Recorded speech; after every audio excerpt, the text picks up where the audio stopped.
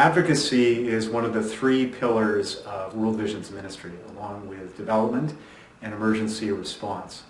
And so it's critical to any response we have to an emergency.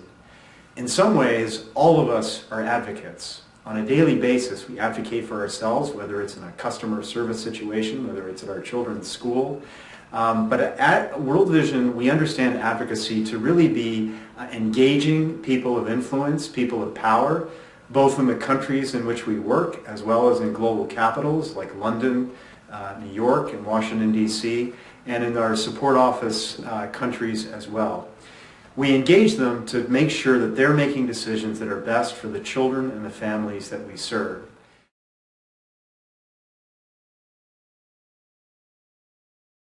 Now, the good news is that World Vision is really increasing and enhancing its ability to ensure that advocacy is part of any response in an emergency situation. So we actually have a pool of dedicated, talented advocates who can deploy in a major Category 3 emergency. But everyone who's part of an emergency response should make sure that they're paying attention for advocacy issues. We want to make sure that the people that we're serving know their rights and that their voices are heard and that their needs are being met.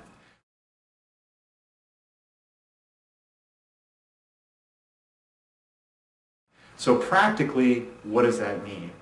As a starting point, we do a lot of local level advocacy work in the countries where we're already working, and then as part of our emergency response.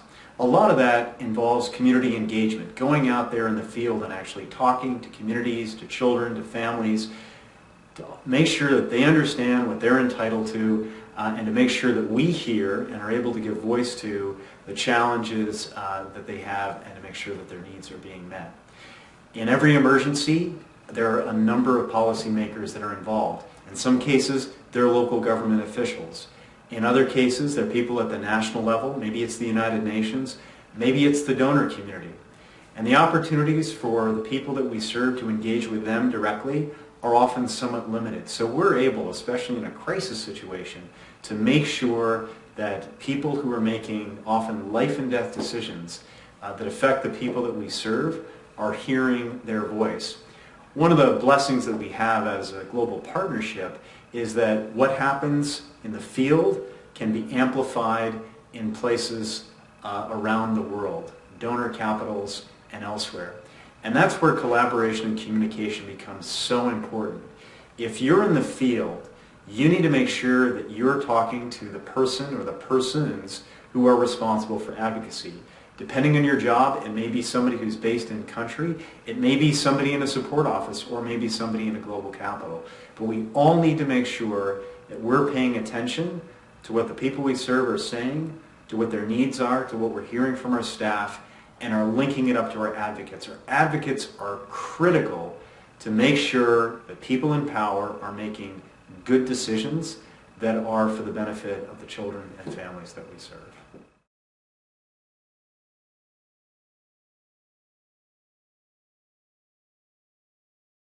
So there are always needs and issues and challenges in our emergency context. Some examples may be coordination.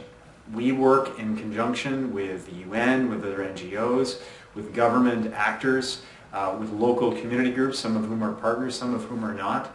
Donors are part of the mix as well. And so in some cases, things are not being coordinated exactly as they should. Well, that's an example of something that we can bring to the attention of the UN, to our fellow NGOs, and to donors as well. Perhaps government is not responding as it should in an emergency. The primary responsibility for responding to people's needs in any context lies with the government.